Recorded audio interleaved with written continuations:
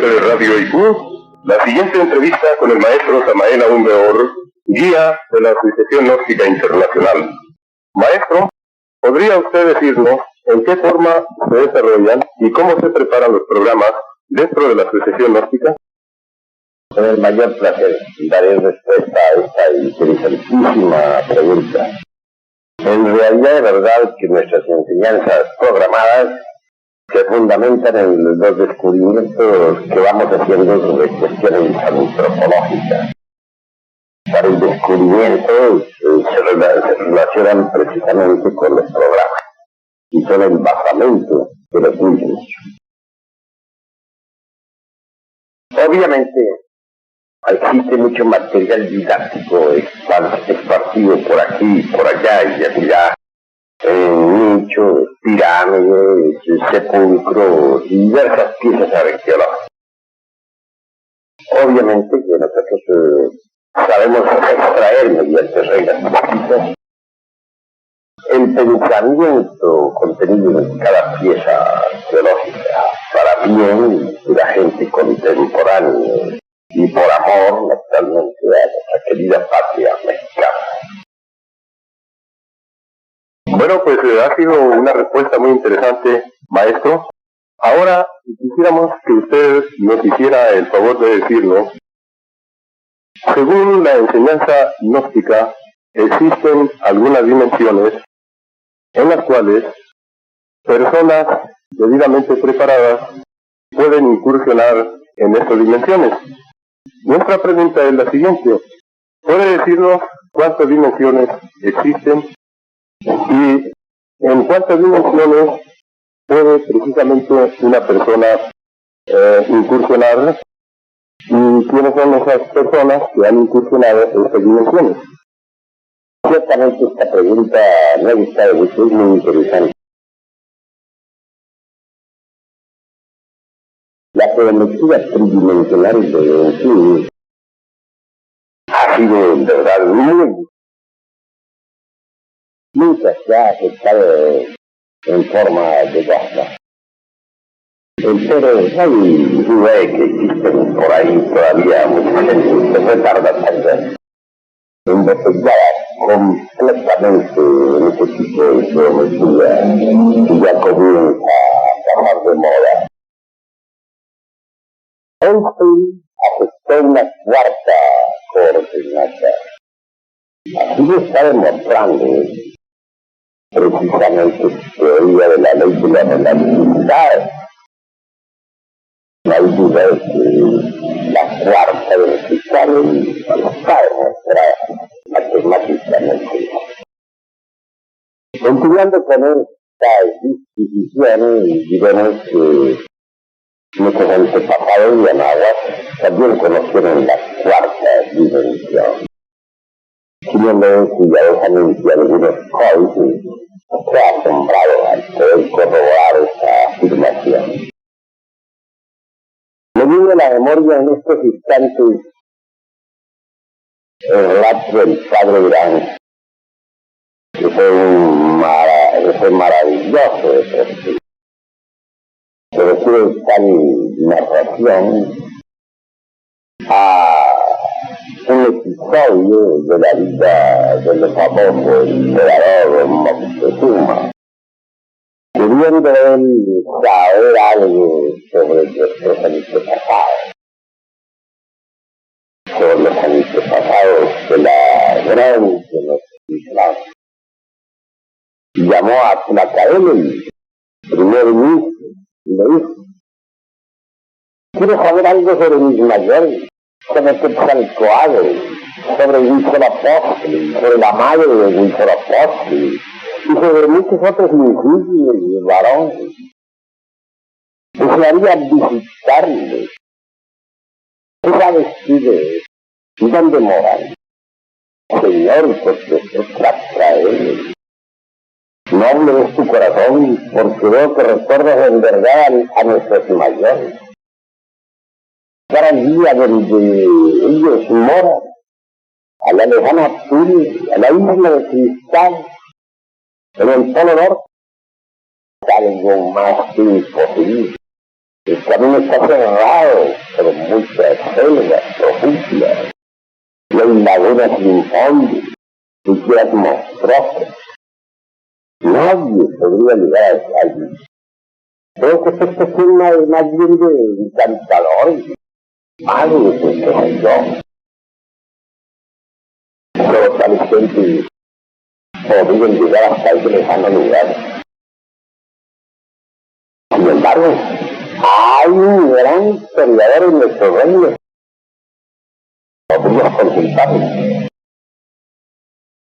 El emperador, bastante conmovido, resolvió dirigirse contra Caemel, al lugar donde moraba el historiador del reino. Venerable anciano, quiero que me informes algo sobre nuestros mayores. ¿Dónde moran? ¿Dónde viven? ¿Qué sabes tú sobre un Soropoche y todos nuestros antepasados? Y sobre la madre de un Soropoche y sobre el gran Quetzalcóatl. Poderoso emperador, respondió el venerable. Lo que tú me inquieres es muy posible. Porque ellos ahora moran en la lejana Chile, ya ni incluso el viviente puede dirigirse. Hay selvas profundas e impenetrables, lagunas sin fondo, y raros son los que podrían llegar a aquel lugar, pero que tienen 60 magos en su corte, y bien podría consultar con ellos. Creo que les he dicho la verdad, buen anciano, porque lo mismo me había afirmado el primer ministro. Gracias. Se retiró. Convocó entonces Moctezuma a los 60 ancianos de la gran Tenochtitlán, sabios cual mundo.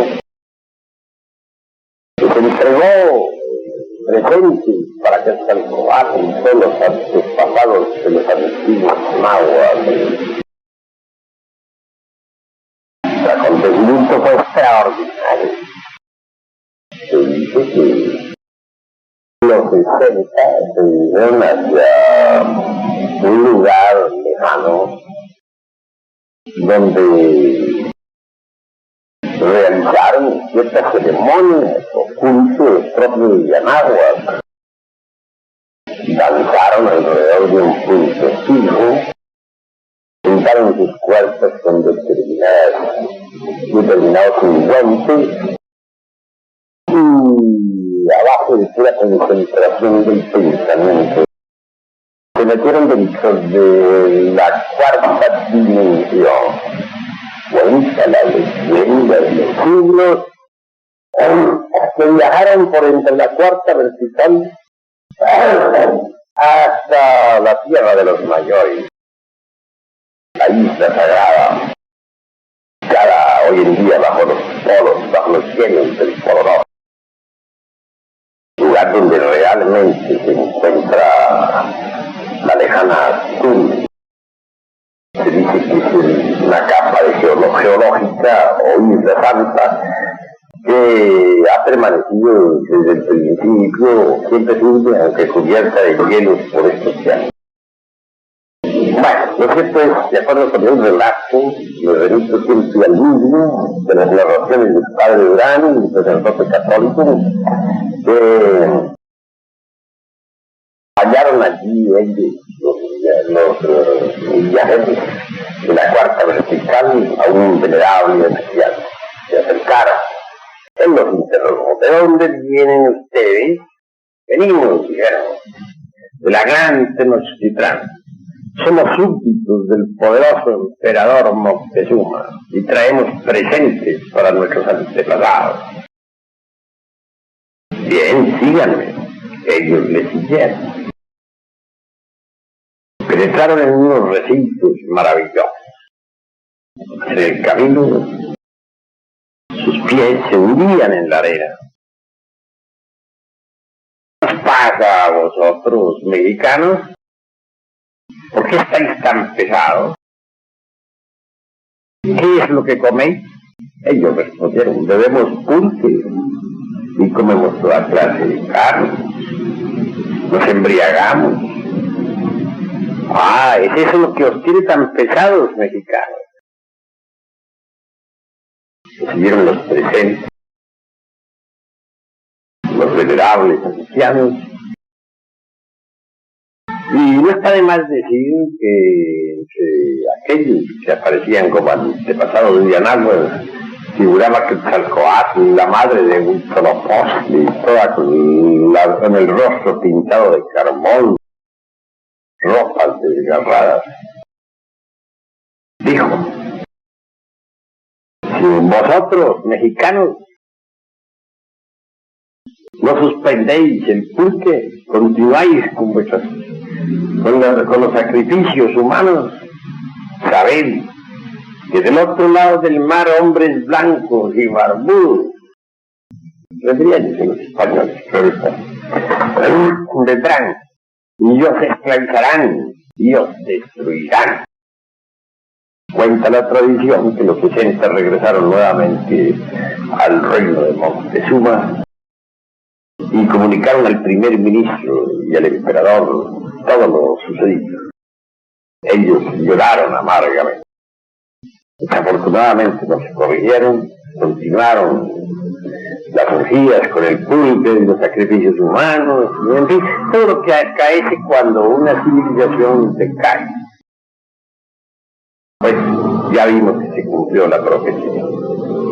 Así que en realidad, de verdad, de acuerdo con viejas tradiciones dadas por algunos sacerdotes católicos, escritas en libros muy serios, los antepasados de Anáhuac manejaban los estados de giras o chinas, como se llama, aquellos místicos estados que se relacionan precisamente con la cuarta vertical.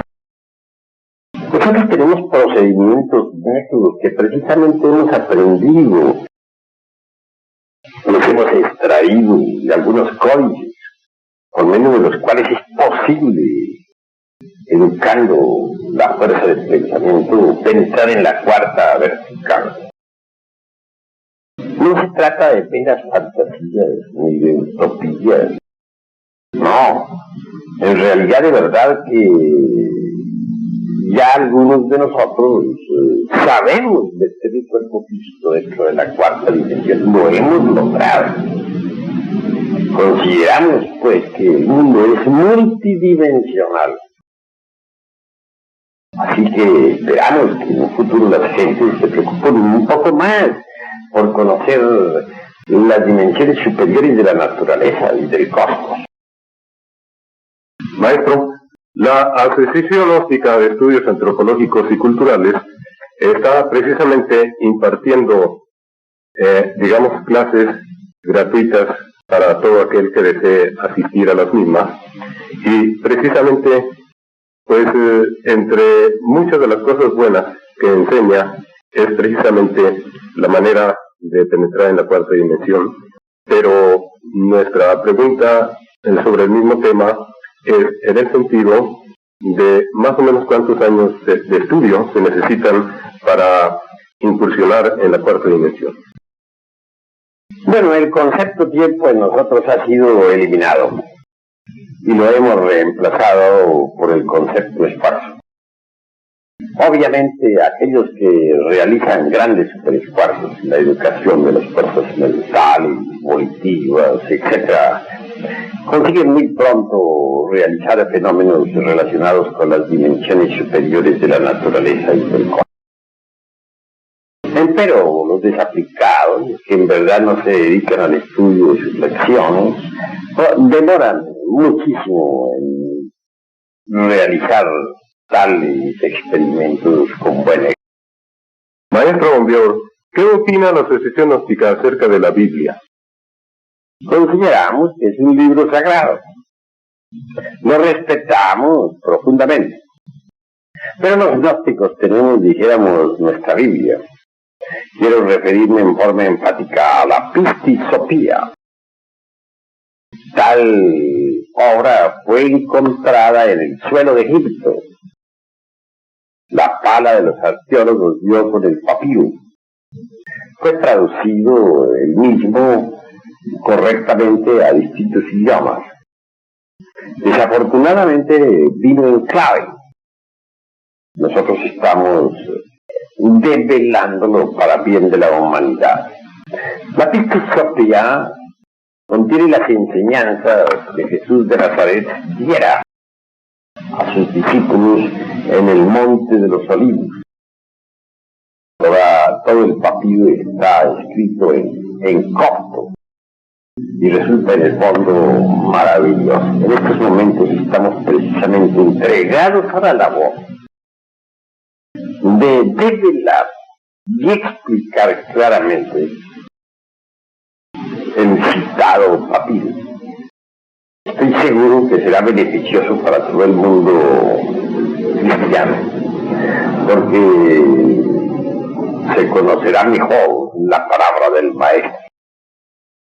Aquí también en México no nos quedamos atrás. Aquí tenemos nosotros códices tan sabios como el Códice Borgia, pertenece a la antropología. Nos proponemos develarlo gracias a las claves que actualmente tenemos para bien de la humanidad doliente. Ese códice contiene enseñanzas extraordinarias. Como se sabe, se encontró en Europa. Los extranjeros siempre saquean nuestras riquezas nacionales.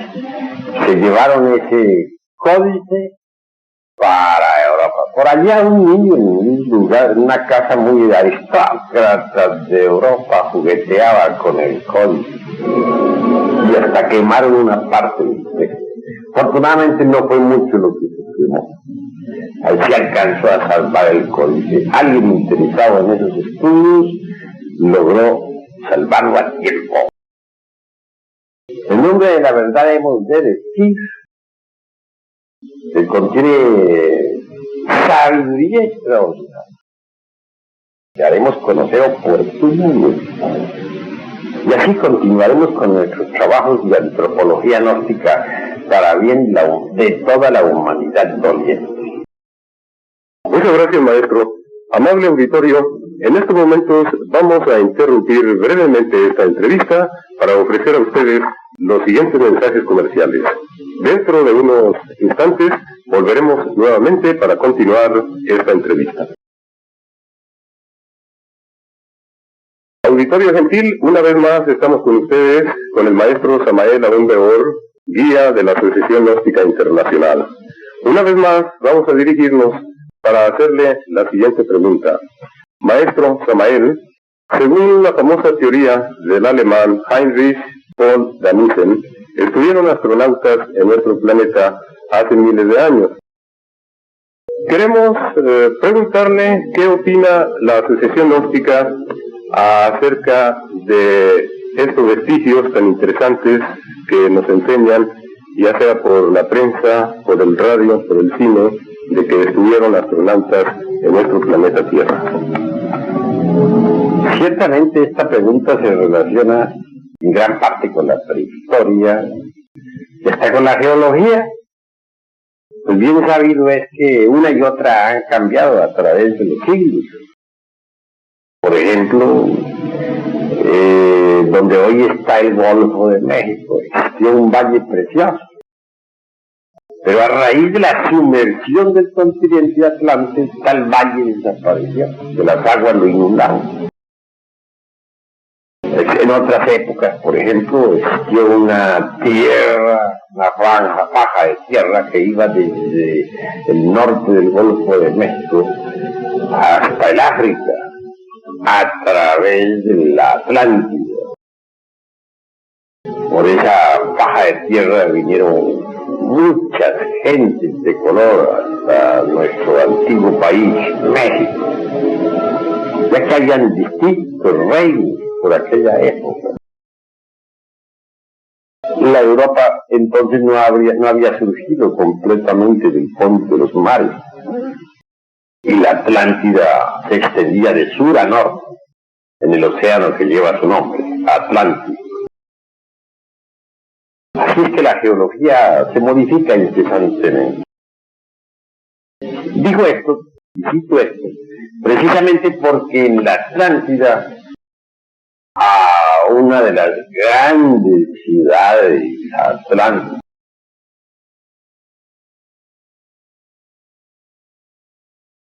en distintas ciudades atlantes habían cosmopolitas. El más importante era el de San Luis. La ciudad de San Luis, por aquella edad, era muy semejante al París moderno de nuestros días. Era una especie de capital mundial de tipo cultural, supercivilizada. Y los habitantes de la Atlántida estaban acostumbrados al descenso de astronaves, tripuladas por gente de otros planetas. Esto no era extraño, esto no era raro, esto era tan común y corriente como la cebolla o como la papa. Desgraciadamente la civilización atlante fue decayendo. La gente utilizó las armas atómicas para la destrucción, lo mismo que en nuestra época. Y a medida que la humanidad fue degenerando, entonces las naves se fueron haciendo menos frecuentes. Y cuando la humanidad degeneró totalmente, cuando se convirtió en una especie de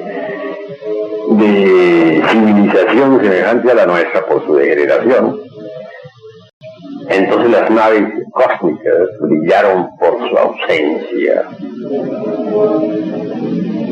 Sin embargo, no quedamos abandonados del todo. La Atlántida se hundió entre el fondo de los mares, eso no lo podemos negar. A través de cataclismos espantosos, hubo una revolución de los ejes de la Tierra, los mares se desplazaron, cambiaron de lecho y la Atlántida al fin se acabó. Restos de la Atlántida son las Antillas, las Canarias, etc. Pero repito, no quedamos del todo tan abandonados. Las naves cósmicas siempre surcan el espacio, nos visitan. Ya he narrado varias veces ante el auditorio un caso concreto que a mí me sucedió. Tuve contacto directo, personal, con los habitantes de otros planetas. Ese contacto lo logré en el desierto de los Leones, Distrito Federal. Fue extraordinario. Hallábame, en verdad, en aquel bosque, cuando fui sorprendido por una nave que descendió lentamente hasta aterrizar en el claro del bosque. Movido por la curiosidad, me acerqué allí a ver qué pasaba. Grande fue mi sorpresa al ver precisamente sobre un trípode de acero a una nave extraordinaria, maravillosa. Se abrió una portezuela y descendió por una escalerilla un hombre delgado, de mediana estatura, piel cobriza, ojos azules, amplia frente, nariz recta o boca pequeña, con labio delgado, oreja pequeña recogida, manos cónicas, alargadas como las de un Francisco de Asís o un Antonio de Paula. Llevaba en su diestra un aparato extraño, un instrumento mecánico que para mí me era desconocido, etc. Tras él descendió toda una tripulación, entre la que habían dos damas de edad indescifrable. Extendí mi mano para saludar. Como cosa curiosa, él también extendió su mano y la estrechó conmigo. Le saludé en nuestro idioma y él contestó también en perfecto español. Cosa que me sorprendió bastante. Yo no sabía que los astronautas hablaran español. En fin, parece que es que tienen el don de lengua. Así lo tengo entendido. Se habló sin dificultad alguna. Le rogué me llevara a otro planeta, a Marte, le dije. Entonces me respondió, ¿dice usted a Marte? Sí, a Marte. Pero si eso está allí nomás. Fue la respuesta. Me quedé perplejo. Allí nomás, me dije. Vaya, vaya. Ojalá pudieran los científicos de nuestro planeta Tierra de viajar así tan fácil como lo hacen estos hombres. Y para él esto está allí nomás. Fueron inútiles mis súplicas en el sentido de que me llevara. Agarré al trípode ese de acero sobre el que estaba la nave. No tenía ganas de soltarme. Estaba resuelto que me llevaran a donde fuera. Pero el capitán guardóse. Posteriormente toda la tripulación se sentó sobre unos troncos que había ahí en el suelo. Y una de las damas, poniéndose de pie, habló en nombre de toda la tripulación. Dijo, si colocamos una planta que no es aromática, junto a otra que sí lo es claro que la que no es aromática se impregnará con el aroma de la que sí lo es, ¿verdad? Le contesté, sí, claro, es cierto. Luego prosiguió. Lo mismo sucede en los mundos. Mundos con humanidades que antes andaban muy mal. Ahora andan muy bien porque se fueron impregnando poco a poco con las radiaciones de los mundos vecinos. Pero nosotros hemos llegado a la Tierra, como usted ve, y vemos que aquí en este planeta no sucede lo mismo. ¿Qué es lo que está pasando aquí?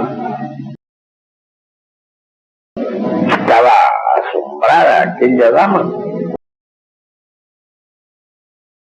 Estaba estupefacta. Tengo entendido que estaba horrorizada del estado de perversidad en que nos encontramos. Y para mi modo de ver y entender, pues tenía razón. Bueno, yo le respondí como pude. Le dije, este planeta Tierra lo que pasa es que es una equivocación de los dioses. Pero luego resolví redondear mejor mi concepto, madurarlo un poquito. Y continué diciendo, así es el karma de los mundos. Karma es una palabra oriental, más bien sánscrita, que indica ley de causa y efecto, o acción y consecuencia, es decir, tal acción, tal consecuencia. Tal causa, tal efecto. No puede existir efecto sin causa, ni causa sin efecto. Cualquier efecto puede convertirse en causa también, dentro de la ley del encadenamiento sucesivo. Bien, asintió la dama con la cabeza, haciendo una venia respetuosa. La otra dama asintió también. Y los caballeros todos asintieron con una venia también de cabeza, de la cabeza. Bueno, yo me sentí satisfecho de que no había metido tanto la pata, ¿verdad? Traté de redondear el concepto lo mejor que pude y me resultó. Luego se pusieron de pie para regresar a la nave. Yo vi que la cosa ya estaba grave, se iban y no me llevarían, pues yo tenía tantas ganas de ir. Me resolví sencillamente a reiterar mi demanda al capitán. Me dije, yo soy un hombre con perfecto sentido de responsabilidad moral. Sé lo que estoy pidiéndole a usted, capitán. Necesito traer informes con datos sobre otras civilizaciones, pruebas de que existe vida en otros mundos. Estos terrícolas son muy difíciles, incrédulos en un 100%. Estos no creen ni en su propia sombra. Yo conozco a los terrícolas, soy un habitante de este mundo y sé lo que son. Estos ni llorando, les echo unas lágrimas de sangre le creen. Son incrédulos, materialistas, groseros en un 100%. Bueno, no valió nada de lo que dije. Al fin me respondió el capitán y eso para mí fue como una dádiva maravillosa, diciendo: en el camino iremos viendo. Esto lo dijo a tiempo que levantaba su dedo índice, el dedo índice de la mano derecha.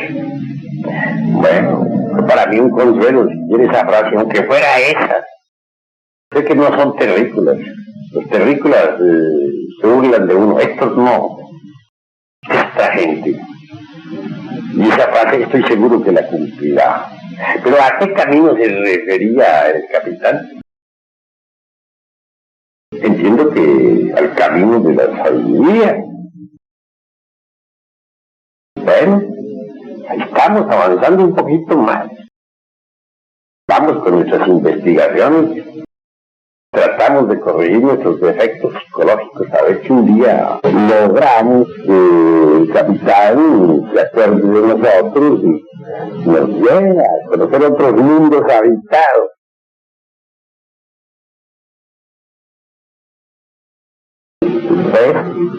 Muchas tales palabras. Era un hombre extraordinario, seguido por su gente, regresó a la nave. Subió por una escalerilla, abrió una escotilla y penetró en la misma. Me retiré convenientemente sin que ellos me lo exigieran. Comprendí sencillamente que la radiación podría acabar con mi vida, ¿no? Y me retiré a cierta distancia para observar lo que pasaba.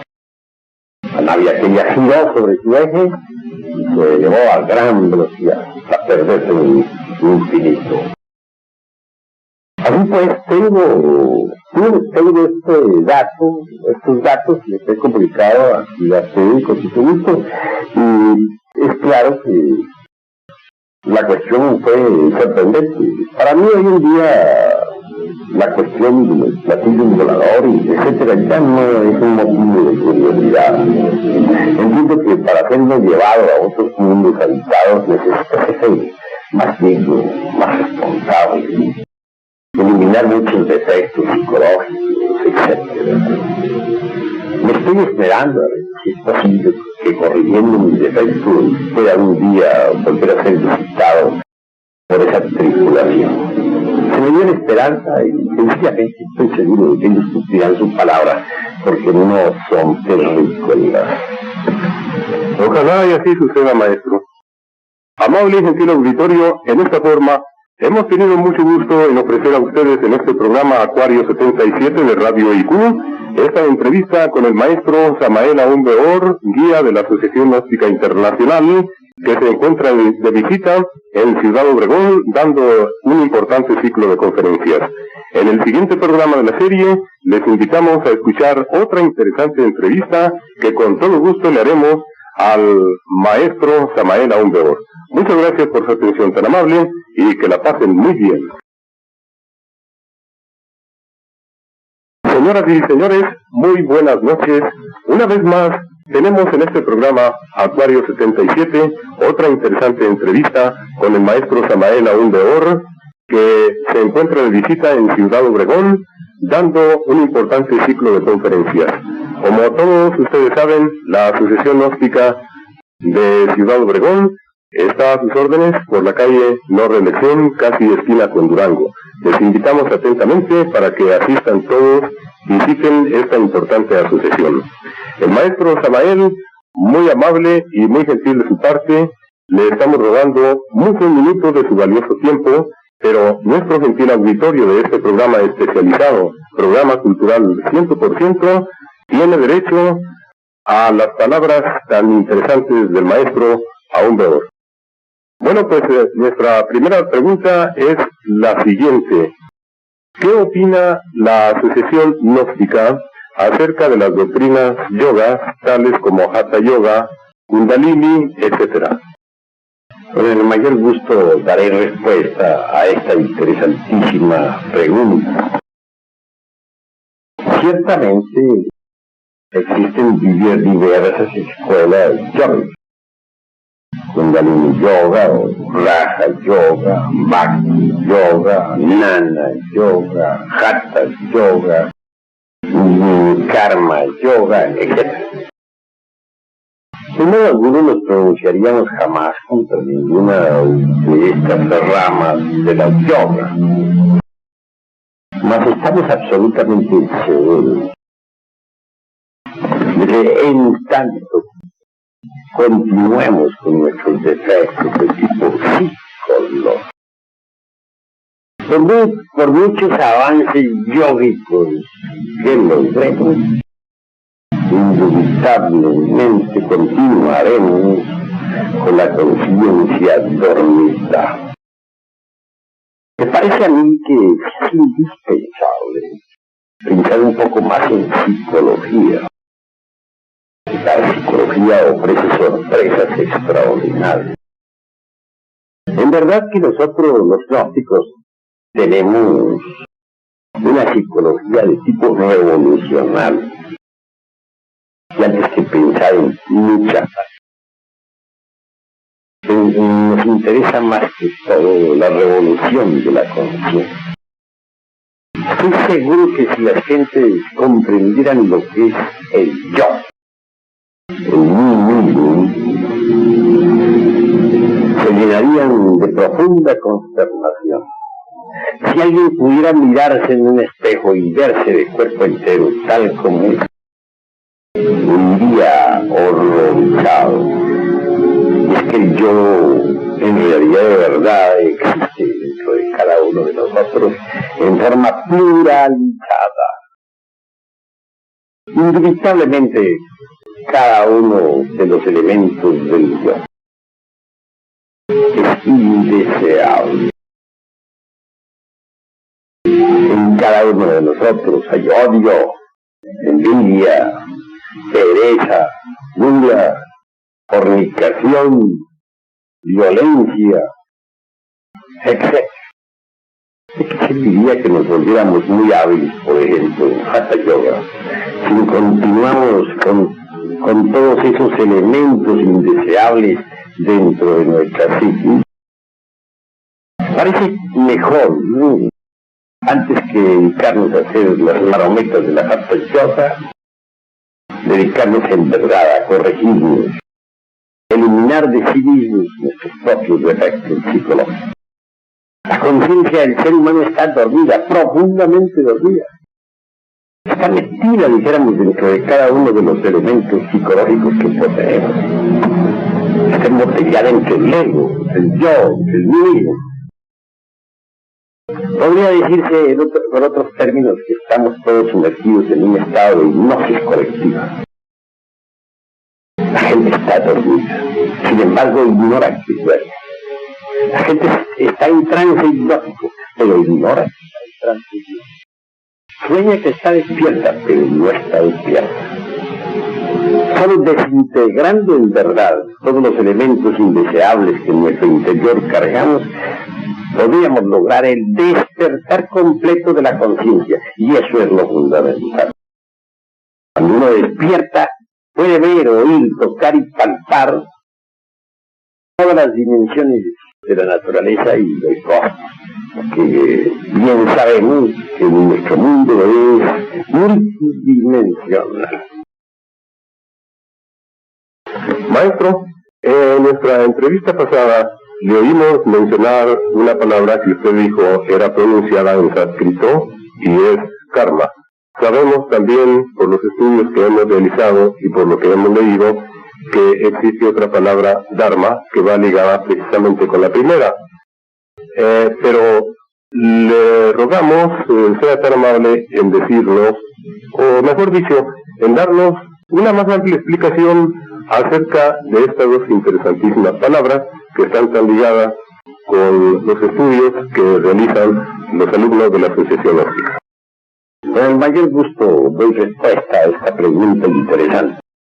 Karma significa ley de causa y efecto. Tal causa, tal efecto.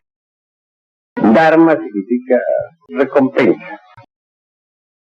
Se dice que las malas acciones pesan sobre nosotros, que tarde o temprano caen sobre sí mismos como un rayo de venganza. Y eso es cierto. Una mala causa debe producir un mal efecto. Una mala acción debe traer una pésima consecuencia. La palabra dharma es diferente. Es también un término sánscrito. Significa recompensa, premio. Si nosotros hacemos bien, recogeremos bien. Si sembramos en buena tierra, recogeremos lo que sembramos. Eso es obvio. Así pues, karma y dharma son palabras sánscritas muy interesantes. Perfecto. El maestro Samael Aún Beor continúa en Ciudad Obregón. Hoy en la noche estará dando su tercera conferencia en Teatro del Ixon.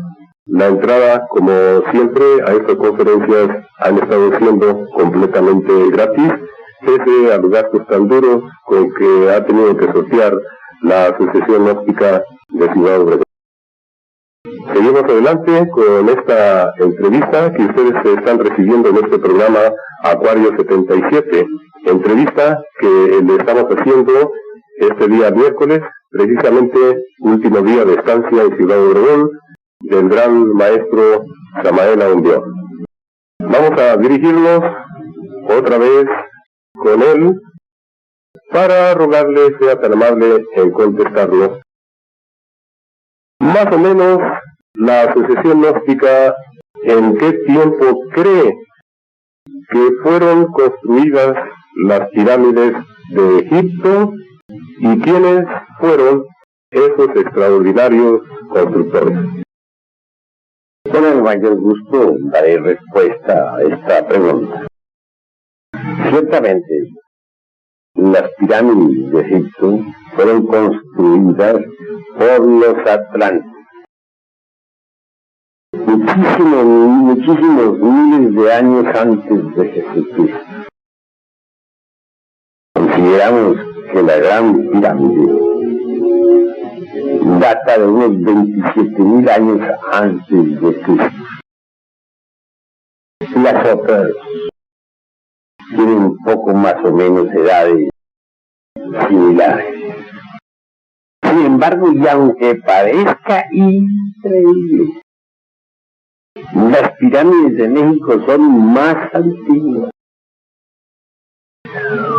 No fueron construidas, como se dice, 1325 años antes de la época, o por el año 1325, no, absolutamente. Son mucho más antiguas que las egipcias, y fueron construidas directamente por los atlantes. Les digan que la Gran Tenochtitlán fue fundada por allá en el año 1325. Está completamente equivocado.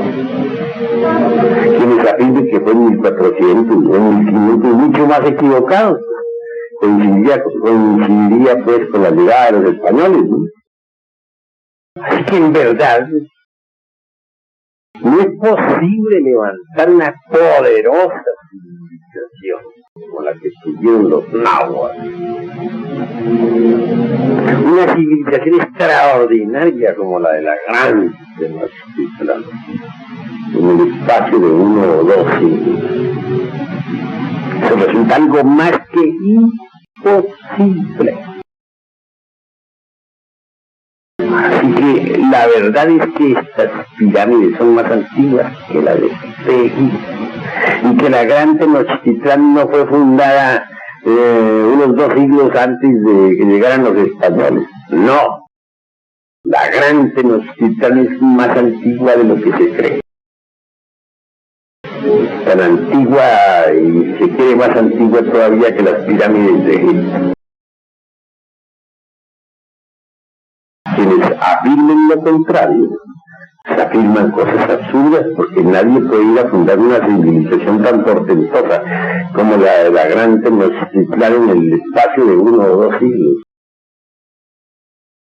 Se necesita mucho tiempo para fundar una civilización de esa magnitud. Muy interesantes sus palabras, maestro. Y ahora, aprovechando su estancia en Ciudad Obregón, pues queremos sinceramente desearle mucha suerte en su conferencia de esta noche. Es la tercera y es la última. Y créanos sinceramente que hemos recibido pues casi el 100% de opiniones en su favor, en el sentido de que han sido conferencias muy interesantes, muy didácticas y llenas de comprensión, en cierto modo, para nuestro auditorio, que muchas veces pues no están preparados para escuchar una conferencia, y desde luego pues dada su capacidad intelectual, su capacidad física, vamos a aprovechar la oportunidad para hacerle la siguiente pregunta. Muchas veces nos hemos preocupado qué es lo que pasa fuera de nuestro planeta, qué es lo que sucede fuera de, digamos, de nuestra galaxia, pero olvidamos lo que está sucediendo en nuestro planeta. ¿Pudiera usted darnos una opinión acerca de si existe o no el Yeti, ese famoso monstruo de las nieves, como le han dado a llamar algunos escritores? El abominable hombre de las nieves, como así se le ha calificado, existe realmente y ha sido fotografiado, no solo en los Himalayas, sino también en América. Lo hay en algunas selvas profundas de Sudamérica. Lo hay también en algunos lugares de la misma California. No hace mucho tiempo, esta revista de Estados Unidos publicó precisamente la fotografía del hombre de las nieves en un bosque profundo de California. Así que el Yeti vive en todos los países de nuestro mundo, tierra. Es hombre, pero se le mira como a una bestia. Nunca le ha hecho nada a nadie, pero se le odia y persigue por el delito de no querer meterse dentro de nuestra supercivilización. Entre paréntesis, de civilización no tiene nada, pero nosotros somos egoístas. Quisiéramos ver al Yeti vestido con pantalones, corbata al cuello y bonita camisa, arreglado al estilo del siglo XX, etcétera, etcétera, etcétera. Pues como el Yeti se empeña en permanecer aislado, se le persigue con perros, con escopetas, se le quiere dar muerte. Esa es la triste realidad del Yeti. Muchas gracias, maestro. Realmente para nuestro gentil auditorio de este programa Acuario 77 es una gran oportunidad estar escuchando esta entrevista con las palabras tan interesantes del maestro Samael Aún Weor. Es el guía de la Asociación Gnóstica Internacional. Las leyes de radio y televisión son un poco estrictas en el sentido de que ningún hombre que haga uso de estos micrófonos puede alarmar al auditorio, mucho menos propalar versiones que no sean positivas. Por eso es que estamos rogando la comprensión de todo nuestro gentil auditorio por la siguiente pregunta que vamos a hacerle al maestro Samael Aún Weor.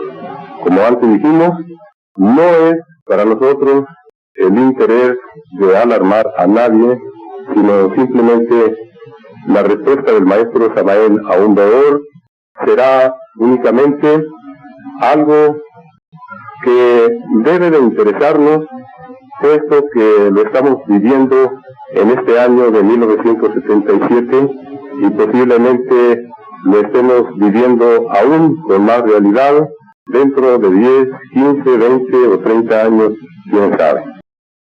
Maestro, en la famosa convención que hubo en Guadalajara en el mes de noviembre de la Asociación Gnóstica Internacional, tuvimos oportunidad de escuchar uno de sus interesantes discursos, en el cual usted alude a un planeta que viene precisamente a pasar dentro de pocos años muy cerca de nuestro planeta Tierra.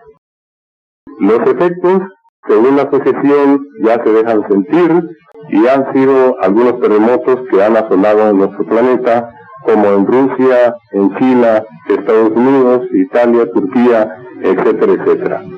¿Podría usted tener la amabilidad de decirnos más o menos a qué distancia se encuentra actualmente este planeta y más o menos en qué época pasará cerca de la Tierra? Ciertamente se trata del planeta que los astrónomos han bautizado con el nombre de Barnard I. Tengo entendido que el nombre de Barnard debe ser el de algún astrónomo que se calificó a sí mismo como descubridor del planeta. Sin embargo, antes de que el nombre de Barnard apareciera en los cielos,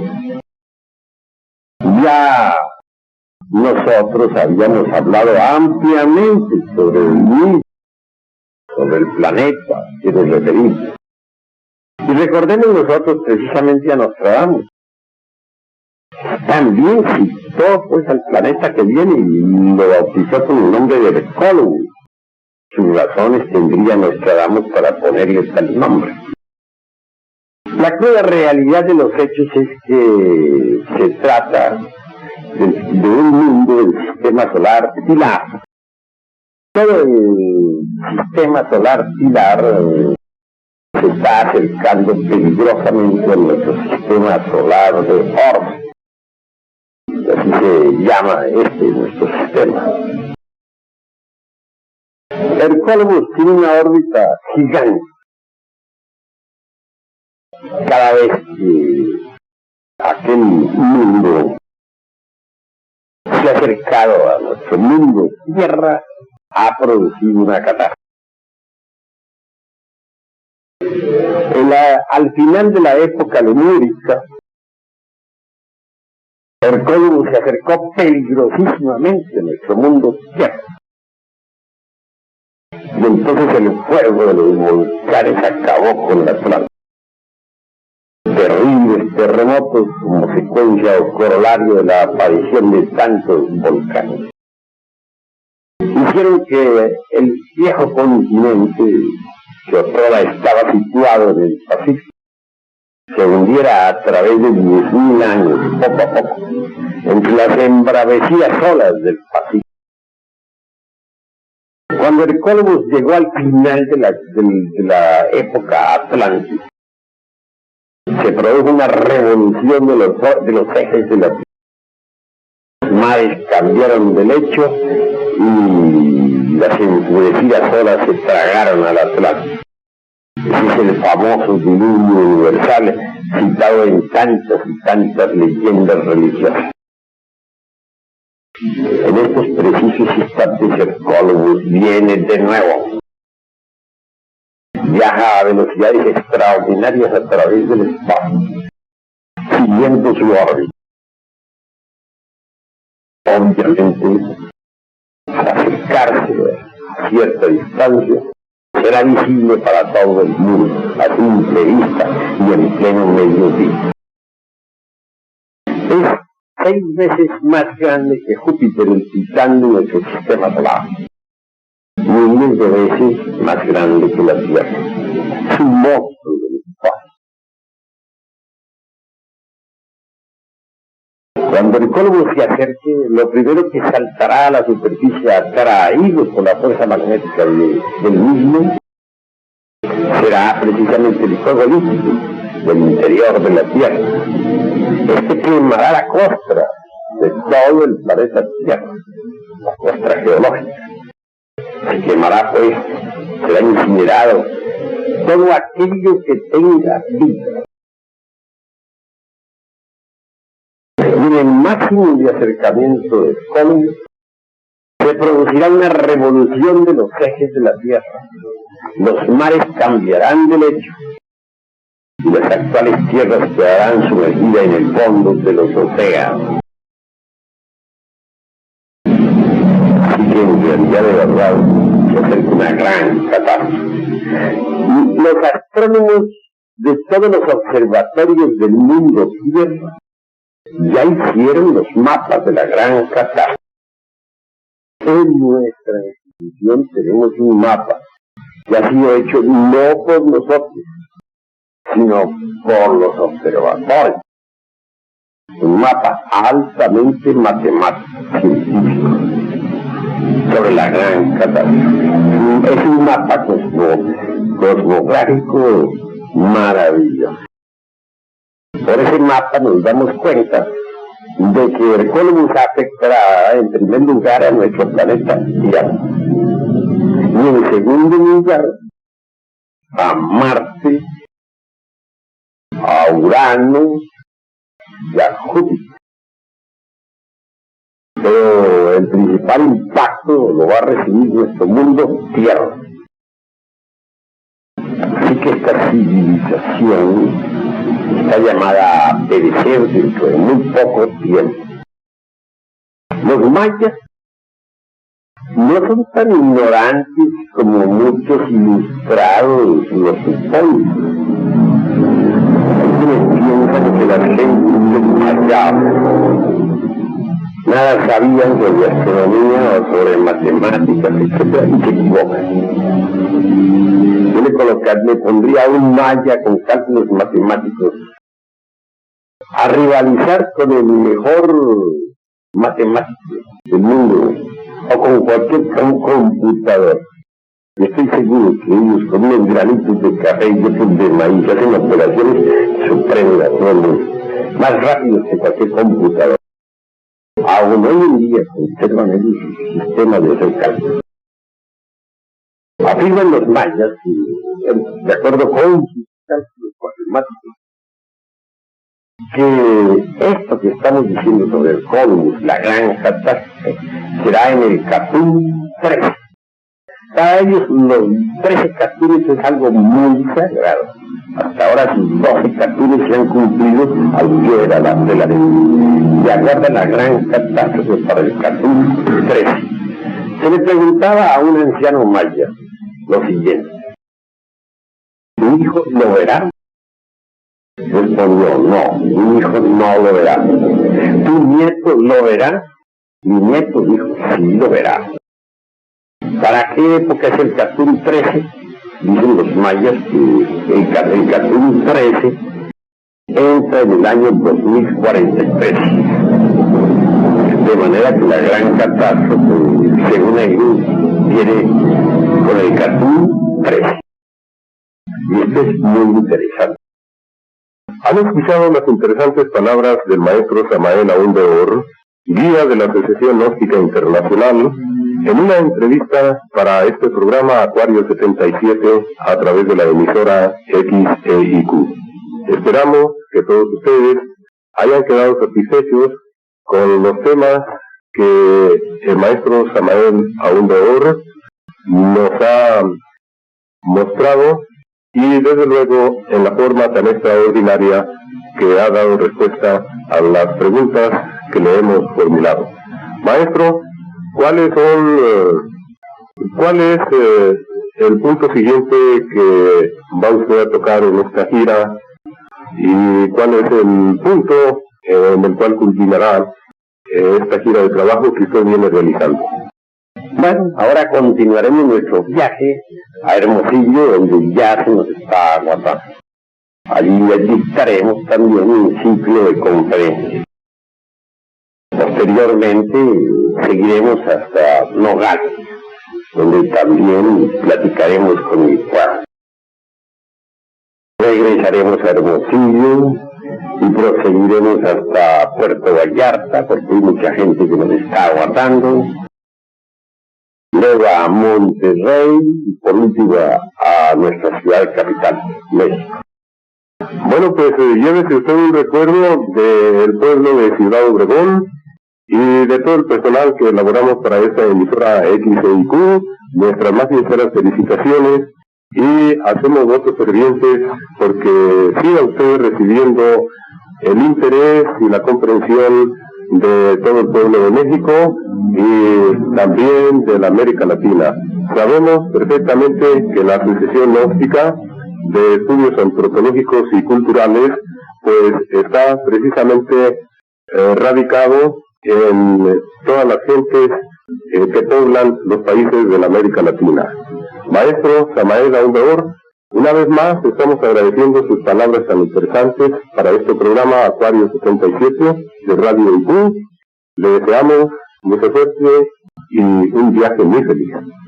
Gracias a Radio IQ por todas sus atenciones. Deseo que Radio IQ siga como siempre, dando sus noticias, instruyendo y también alegrando a toda la población de este lugar, Ciudad Obregón, y en general continúe como siempre con sus programas que son maravillosos. Muchas gracias, maestro, hasta luego.